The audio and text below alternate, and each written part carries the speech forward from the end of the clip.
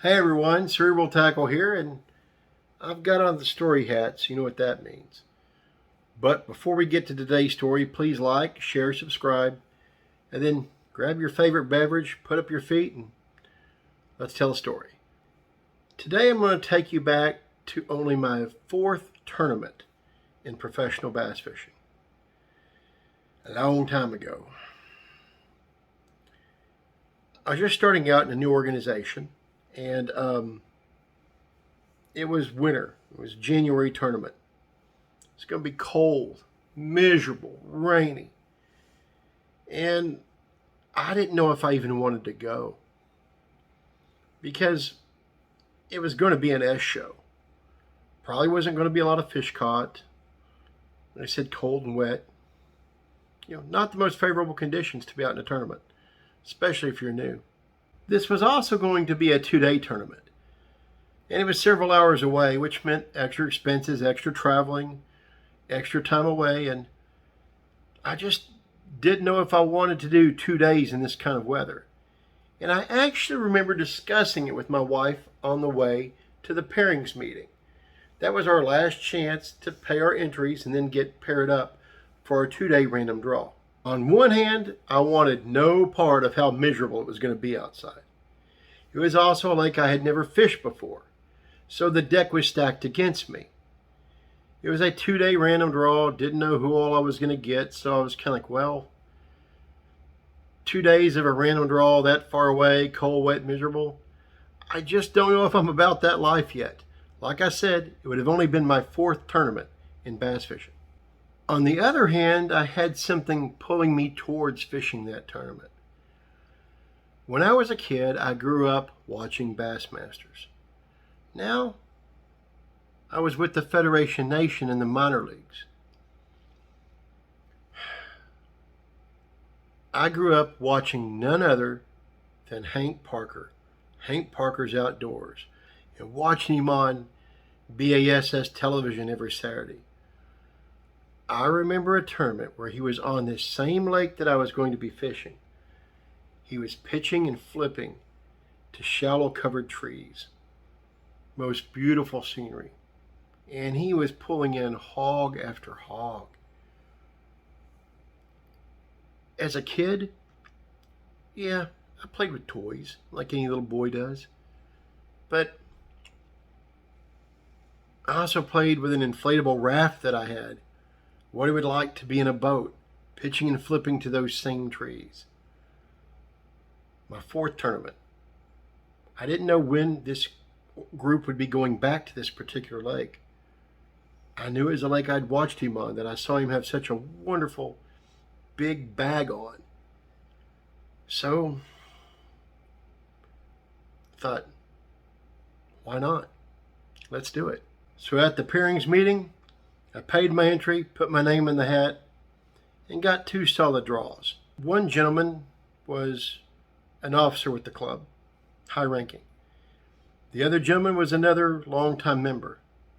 So I got 2 solid draws, and all we could do was go out there, throw the best at it, and see what happens.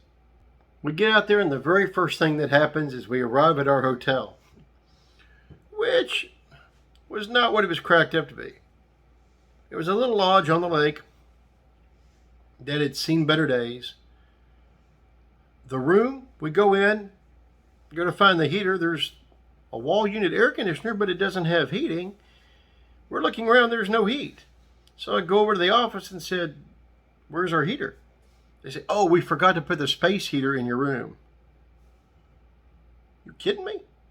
And they weren't. So between the 2 itty-bitty, like little full-size beds was a small little space heater. My wife took one bed, I took the other. We put the small little space heater on the concrete slippery floor between the 2 beds, and that was supposed to keep us warm. We slept in our sweats and our parkas and toboggans. The walls were so thin, we literally heard the 2 anglers next to us snoring all night long. One of the guys was trying to get the other dude up. Hey, wake up, man. I can't take your snoring. Give me your pillow. Wake up. Get your head up. Get your head down. Roll over. He was doing everything he could to wake his tournament partner up and keep him from snoring. And let me tell you, the dude sounded like a chainsaw. you know, like it was the Texas Chainsaw Massacre and he's trying to come through the freaking wall. So, after having gotten little sleep due to snoring all night long, woke up the next morning, bundled up, loaded up in the boat, and hit the lake for the first day. I was excited to be there. I was on this lake that I'd watched Hank Parker do his damage, and I was getting to fish that same water. Cold, wet, miserable, yeah. A dream come true? Absolutely. So, the rig ended up being known as the Chicken S rig around our neck of the woods. It's not the Chicken S rig that you see popularized now, okay? This was a short, light Carolina rig. A Carolina rig that's leader was maybe 18 inches long at the longest, and instead of like a half ounce, 3/4 ounce, 2 ounce kind of weight above it, had like between an eighth and a half, somewhere in there. A much lighter sea rig, a much shorter sea rig. I picked it up fishing my home lake, had lots of success with it. It was one of my go-to confidence rigs. And even though January might not have been the best time for it on this cold water lake, it's what I knew, so it's what I went with. Before long, I'm shooting the bull with the guy in the front of the boat.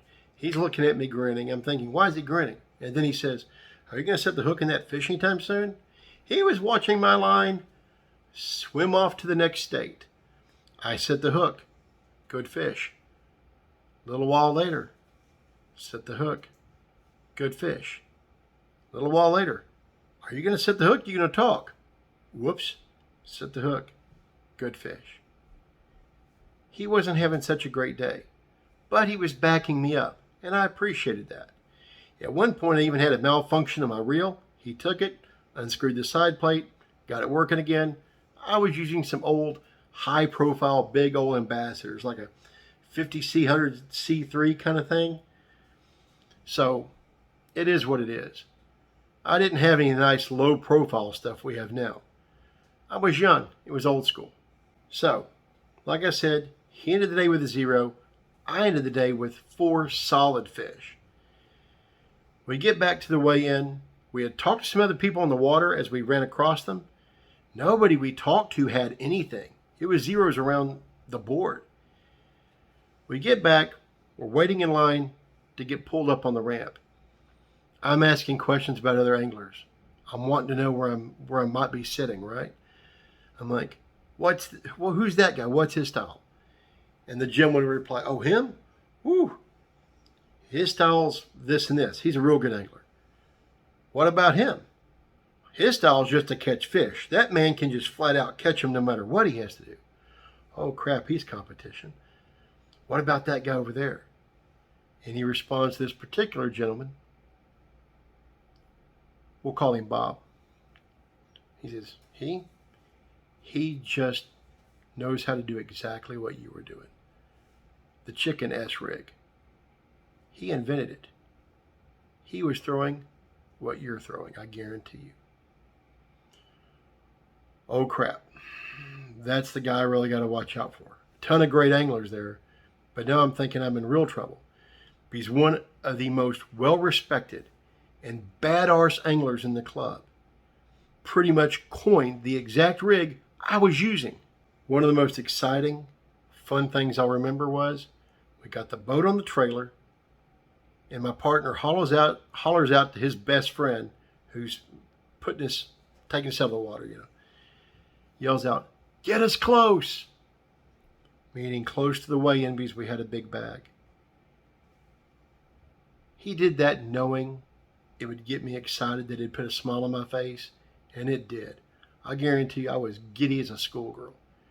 When he yelled, get us close, I looked up, and every head in the parking lot looked up like, they actually have fish? So the tournament director that was pulling us out of the water got us close to the weigh-in. I filled my weigh bag and one by one pulled those 4 nice fish out and put them in that bag. And before too long, I had a crowd around the boat watching me pull these fish out. They were stunned. There was hardly anything caught. And we got up to the weigh-in for that day one. Third place was the gentleman that coined that rig. That was pretty much the godfather of the chicken S rig. Second place was myself. And first place was another guy in the club that everybody kind of picked on and messed with, but it was just because he was smarter than everybody else. It seemed like everyone had a vested interest in me beating that first place guy. Everybody was giving me advice and tips, and I was freaking out.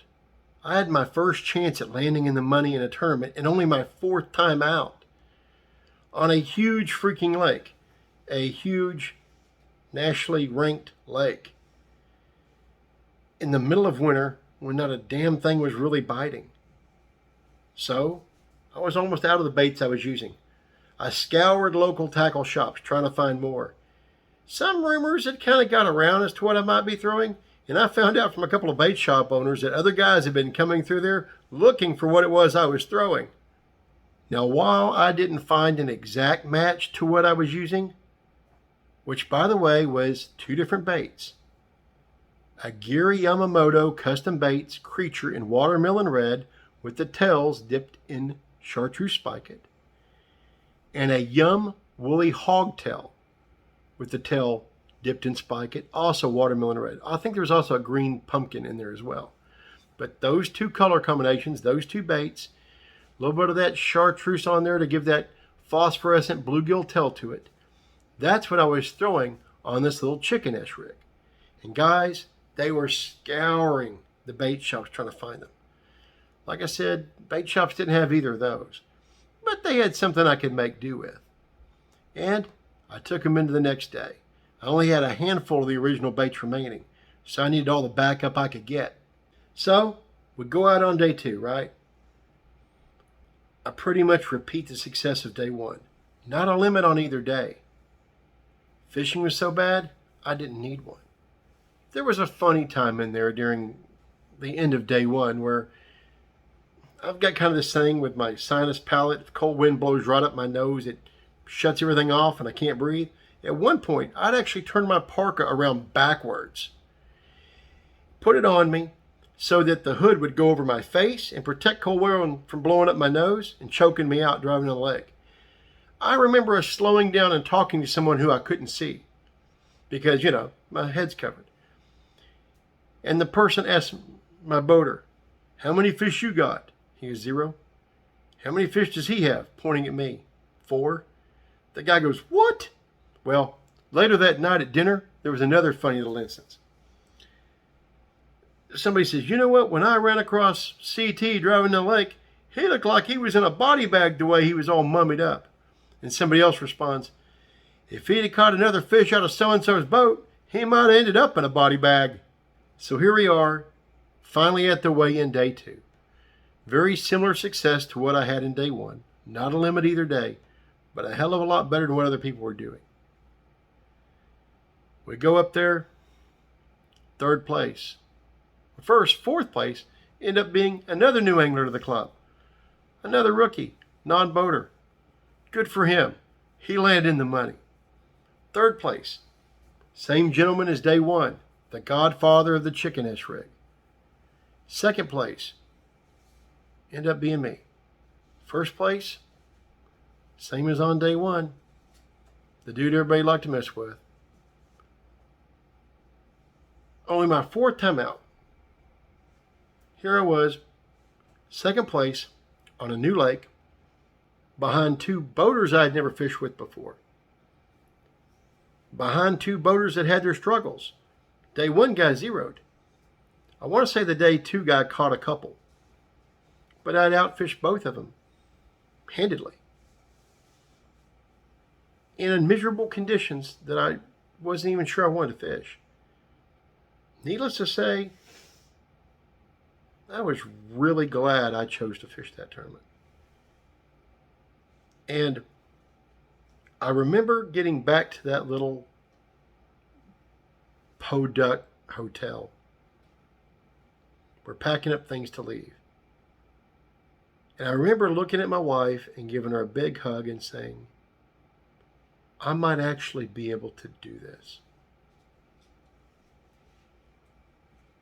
Before, I had doubted my skills. I had doubted whether it was for me. Now I'm put out in one of the most miserable tournament conditions there is, on a nationally ranked but notoriously difficult lake.